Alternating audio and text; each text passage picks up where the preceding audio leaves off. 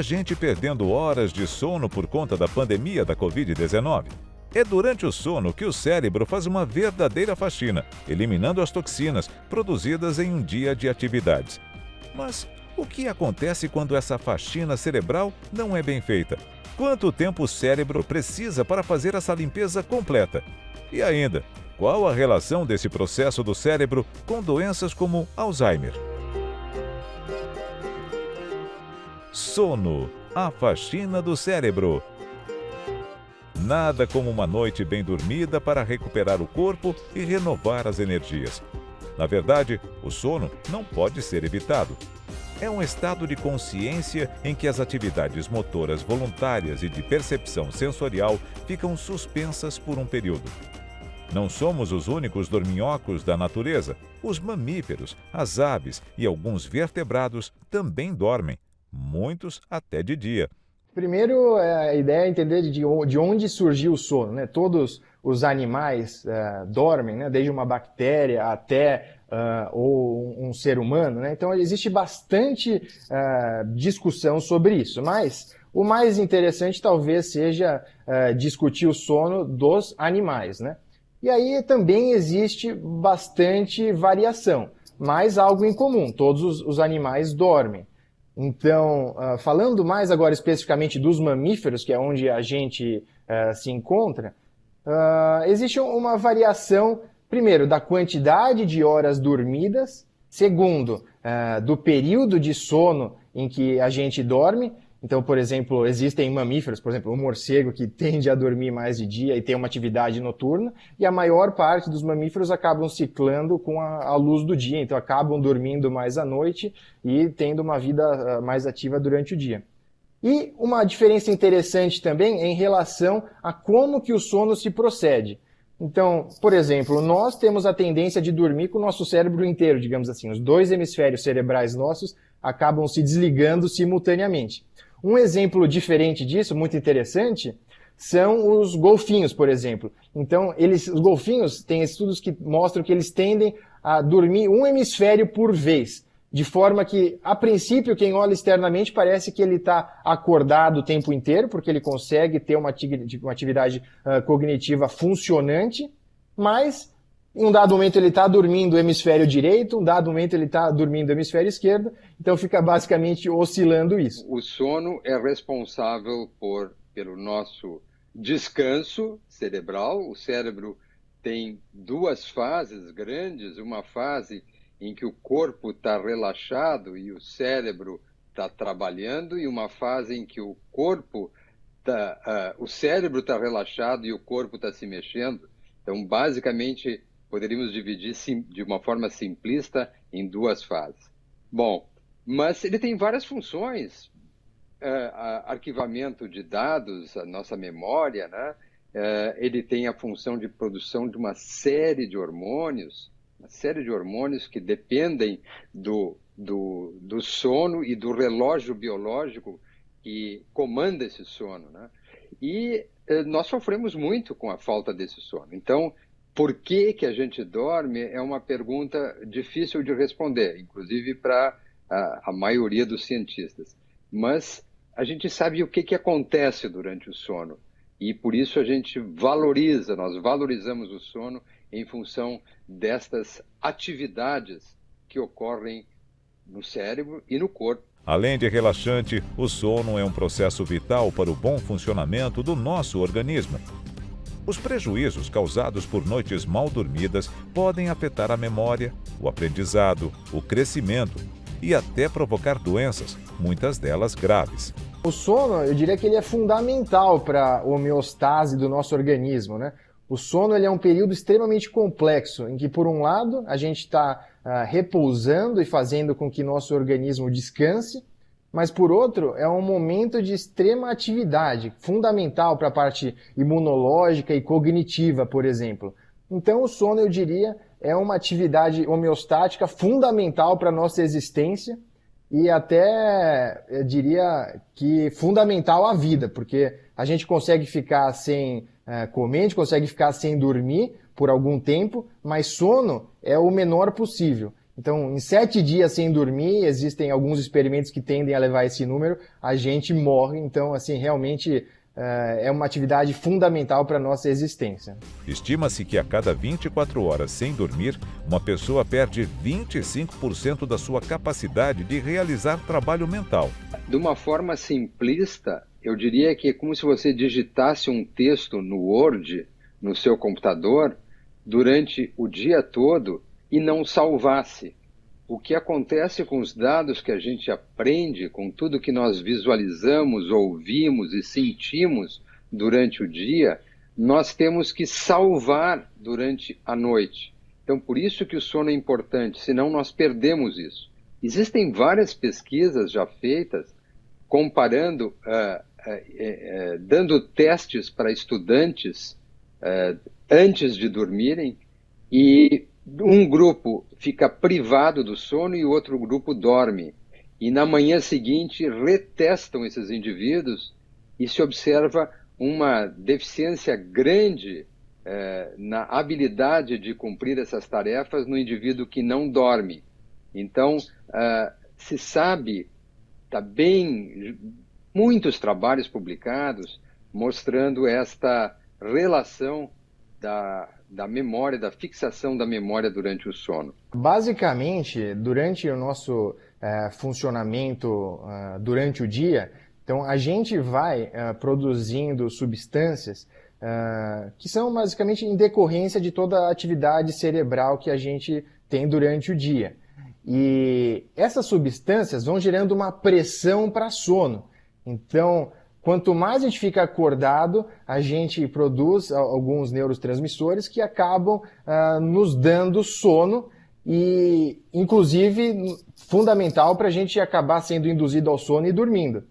E durante a nossa hora que a gente está dormindo, boa parte dessas substâncias e neurotransmissores são reabsorvidos, de forma que a gente comece um dia praticamente novo em folha, né? Entre todas as funções benéficas do sono, a principal delas foi demonstrada com um estudo liderado pela americana Maiken Niedergard.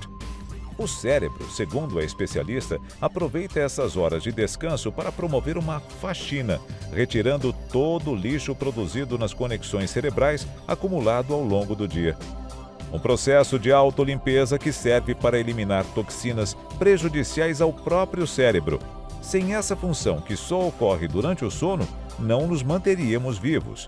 O corpo tem um sistema que faz esta limpeza, chamado sistema linfático. Então, é um conjunto de vasos que limpam todos os produtos tóxicos que nós temos nos nossos órgãos. Só que o cérebro não tem esse sistema. E se descobriu recentemente que o cérebro tem um sistema diferente, chamado glinfático e não linfático.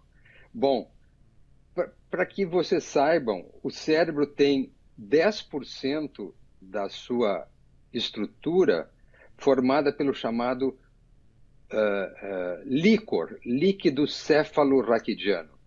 Outros 10% do cérebro são sangue. E 80% do cérebro é o parênquima cerebral, são as células nervosas com os seus fluidos intersticiais, com os seus fluidos intercelulares. 80% é o parênquima cerebral. Bom, então essas células produzem substâncias tóxicas durante o dia, como todo o nosso organismo. E elas têm que ser eliminadas. Como se descobriu esse novo sistema, se viu que ele ocorre porque durante o sono nós limpamos esses tóxicos através desse sistema. Então, se a gente não dorme, esse sistema não funciona. Nossa noite começa no que a gente chama de estágios não REM, que são divididos em N1, N2 e N3. Basicamente, na progressão desses estágios, a gente começa com atividades cerebrais maiores e mais rápidas, e à medida que a gente passa para N2, N3, a gente vai tendo o que a gente chama de um sono mais profundo. Então, com ondas de maior amplitude e menor frequência. Esses estágios eles tendem a ser, digamos que, mais profundos mesmos, então mais difícil da gente ser acordado, e isso também é uma fase em que a gente descansa. A gente tende a ter uma redução de pressão arterial, de frequência cardíaca, e o nosso corpo basicamente está bastante quieto. Daí a gente passa para o sono REM. O sono REM ele se assemelha muito ao nosso estágio de vigília, né? Ou seja, quando a gente está acordado. Então, se você olha o eletroencefalograma de alguém que está dormindo, você até pensa que a pessoa acordou, porque daquele N3 com ondas bem lentas e com baixa frequência, você passa a ter uma atividade cerebral bastante acelerada, que lembra uma pessoa acordada. Só que no sono REM, a pessoa tem uma atonia muscular completa, quer dizer, ela não tem nenhum tônus muscular, então ela fica completamente, digamos, imóvel. E isso é uma grande característica do sono REM. Outra característica importante, que inclusive é o nome REM, né? Rapid Eye Movement, então do inglês são movimentos olhos, movimento rápido dos olhos, porque no estágio do sono REM, nossos olhos costumam se movimentar. A equipe de Mike Niedergard estudou o espaço fora das células do cérebro, por onde circula o líquido que banha e lava as células, levando tudo que elas eliminam, inclusive as toxinas. E comparou a circulação desse líquido no cérebro acordado e no cérebro adormecido. Percebeu que, durante o sono, as células cerebrais reduzem de tamanho, aumentando o espaço entre elas em 60%. Isso facilita a circulação, o bombeamento de mais líquido e a lavagem das células. No cérebro acordado, com pouco espaço para a circulação do líquido intersticial, as toxinas vão se acumulando. A faxina está ligada não só à qualidade, como à quantidade. Então, se nós tivermos o sono muito curto, nós muitas vezes não temos a fase do sono, porque, de novo, essa faxina ocorre na fase de sono profundo. Sono profundo é 25%, 20 a 25% do tempo total do nosso sono. Então, durante esta fase, é a fase que eu falei que armazena os dados que nós aprendemos durante o dia, a fase da fixação da memória, e ao mesmo tempo é a fase que nós fazemos a faxina, limpamos o que não serve para o cérebro. É no sono profundo. Se nós dormirmos pouco, nós podemos ter uma restrição do sono profundo.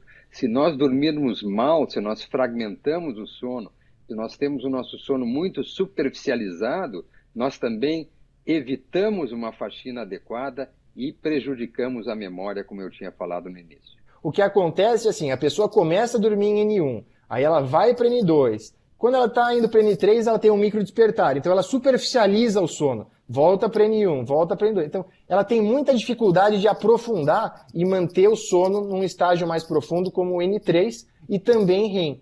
E um sono com pouco N3 e REM é um sono de péssima qualidade e pouquíssimo restaurador. Então, a pessoa basicamente tem uma noite de sono muito ruim e um dia seguinte muito pouco produtivo e sempre se sentindo cansado. Então, de forma geral, não existe esse reparo acordado e o sono é fundamental para manter esse cérebro funcionando ativamente. E quando ocorre alguma falha nessa faxina cerebral? Quando acordamos antes do nosso cérebro ter completado essa autolimpeza? Um estudo de pesquisadores da Universidade de Wisconsin-Madison, nos Estados Unidos, descobriu que essa faxina acontece de qualquer maneira. Se não acontecer durante o sono por algum problema, será feita com o cérebro acordado mesmo.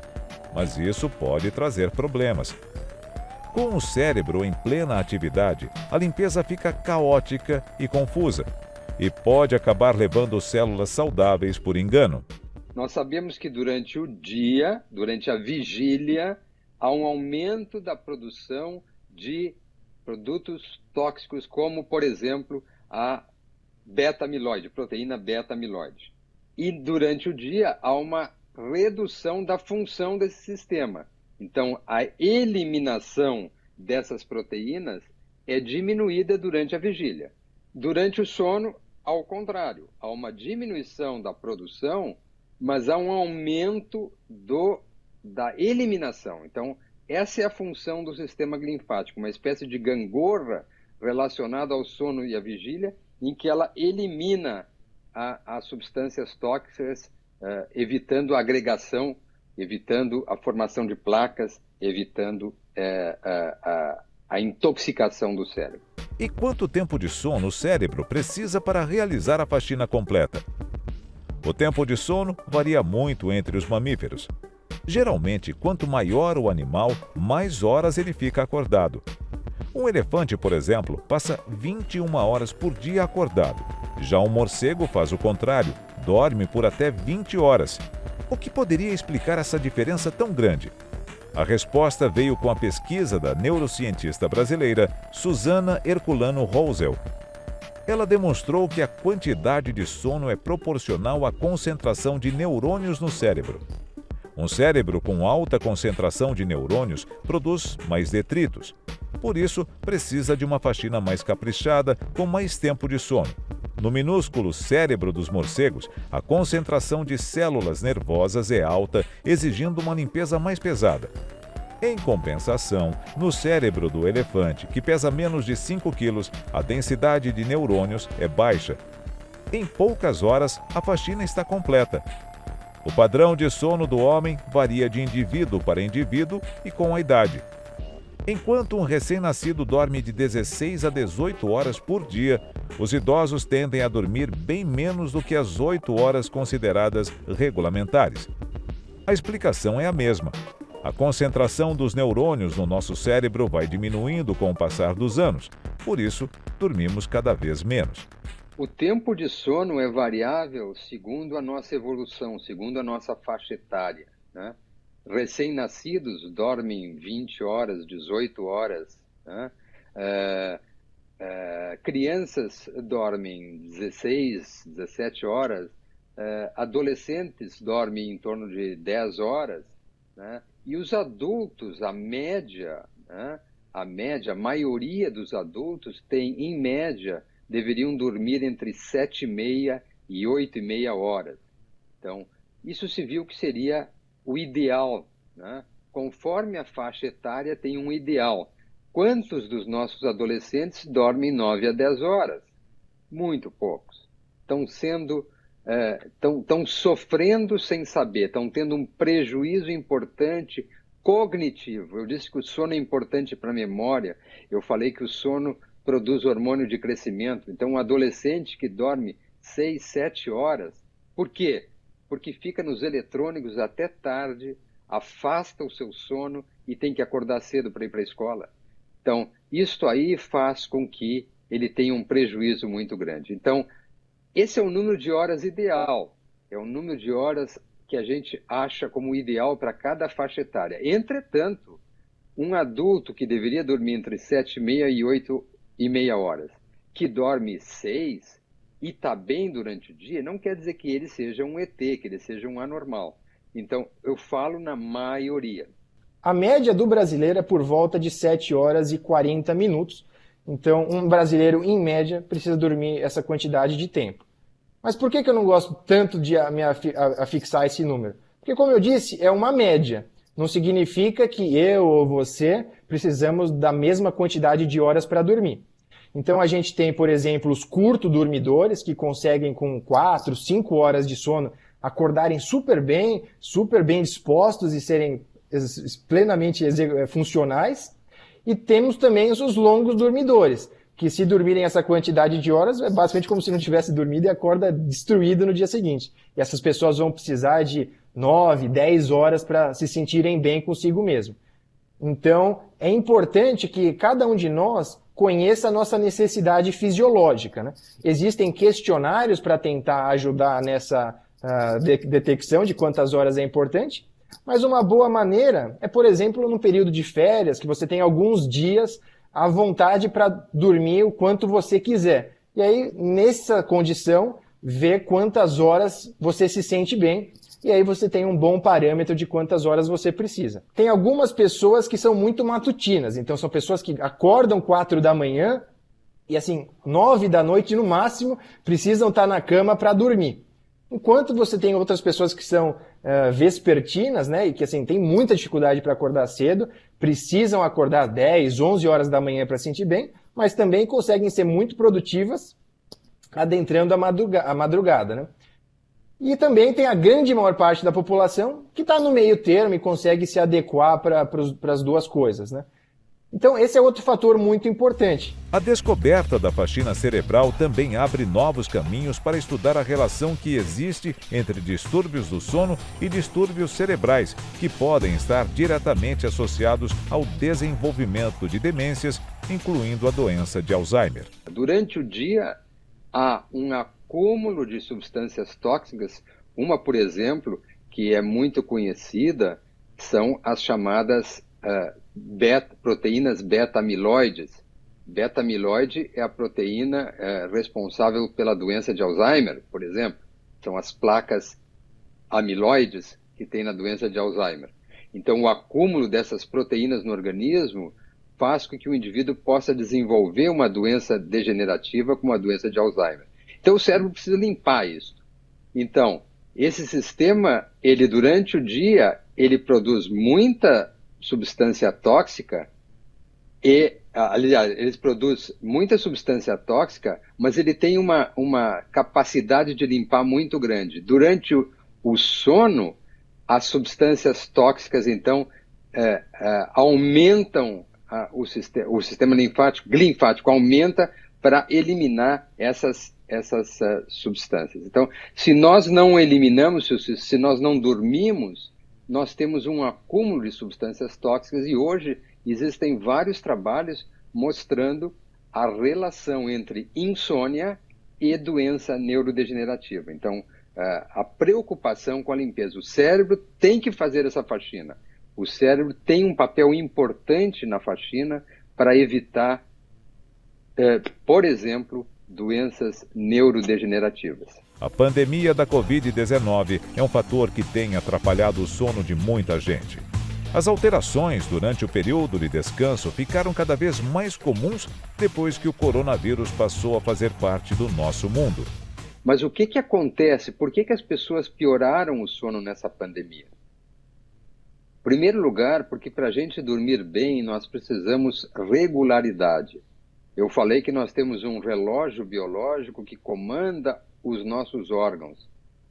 Então, nós temos que ter um ritmo regular de sono e de vigília. Durante essa pandemia, como as pessoas não iam trabalhar, as pessoas ficavam até tarde na televisão ou no computador, né, e desregularam o seu ritmo. Por outro lado, para regular o ritmo, nós precisamos de sol. O sol durante o dia é um fator ciclador muito importante. E as pessoas estavam sem apanhar sol. Então, isto foi outro fator importante. Uma das grandes causas de insônia são as doenças psiquiátricas, principalmente ansiedade e depressão. Então, o que se viu nessa pandemia? As pessoas estavam angustiadas. Primeiro, angustiadas com a situação que elas desconheciam, de algo que elas não sabiam o que ia acontecer. A angústia de poder ter uma doença, de um familiar ter a própria doença. A outra angústia era em relação ao seu trabalho, ou muitos já deprimidos em função da perda do trabalho, do fechamento do seu comércio, do fechamento da sua empresa. Então, esses fatores todos cresceram muito e são causas importantes de insônia. E um último importante foi a falta da atividade física. Então, a atividade física, a gente sabe que o indivíduo que é sedentário, ele não dorme tão bem como um indivíduo que faz atividade física. Então, os indivíduos deixaram de frequentar as academias, deixaram de caminhar, de andar de bicicleta, e isso prejudicou muito o sono. Então, esses são os fatores principais. Se eu quiser acrescentar mais alguns, eu diria que aumentou muito o consumo de álcool. O álcool à noite, ele é prejudicial ao sono quando em quantidade. Não me refiro a um cálice de vinho, me refiro a meia garrafa, uma garrafa, ou destilados. Então, apesar do álcool poder induzir o sono, ele fragmenta o sono, ele torna o sono de má qualidade. Então, esses são os fatores que a gente identificou claramente como causadores de maior queixa de insônia na população geral nesse período de pandemia. Depois de um dia cheio de atividades importantes e ainda intercaladas pelas preocupações da pandemia, a gente também precisa se lembrar da última tarefa a ser cumprida: descansar. e ter uma boa noite de sono para que nosso cérebro possa faxinar as toxinas acumuladas nas últimas horas e acordar revigorado para um novo dia.